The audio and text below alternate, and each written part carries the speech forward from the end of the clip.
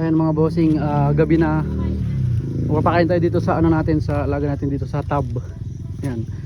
Oh, ayan. Oh. Sir Marvin na taga Umingan, Barangay Labuan, ito yung ano, yung fingerlings na dito sa tab lang. Yung sayo na nasa earth pan nagka-problema, pero susolusyon natin yan. Ayan.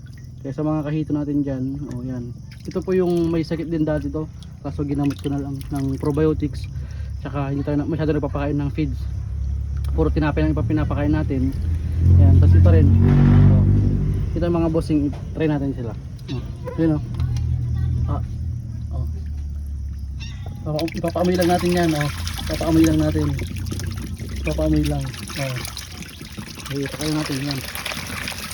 Ayan, kitang-kita nyo mga kahito, hindi ka nakalakas. Nasa tab lang yan, partida. Kahit nasa tab yan, ginagamitan natin yan ng probiotics na gamit natin lagi. Tapos yung feeds natin, hindi tayo gumagamit ng kung ano-anong feeds lang. Doon lang tayo sa nakasanayan natin sa pinagkakatiwala natin feeds na mataas yung proteins. Dito lang tayo sa kabila.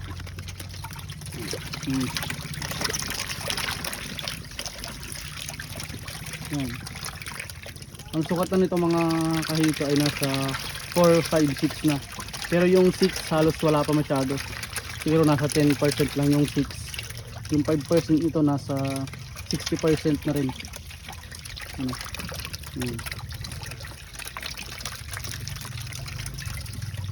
Hindi natin kailangan ng malawak na concrete or trapal pan o earth pan.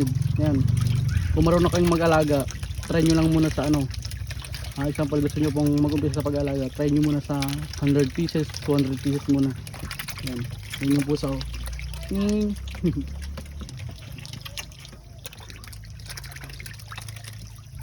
Hoy.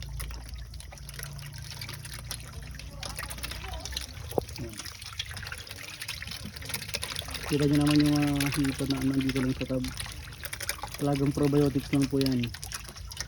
Kung sakaling gusto nyo pong umorder pala ng probiotics, PM lang po kayo, meron po tayong mga available po dyan na probiotics na pwedeng pagkuhanan. Tuturo ko na rin pang tubig tsaka pang feeds yun, lalo sa pagkain. Yan.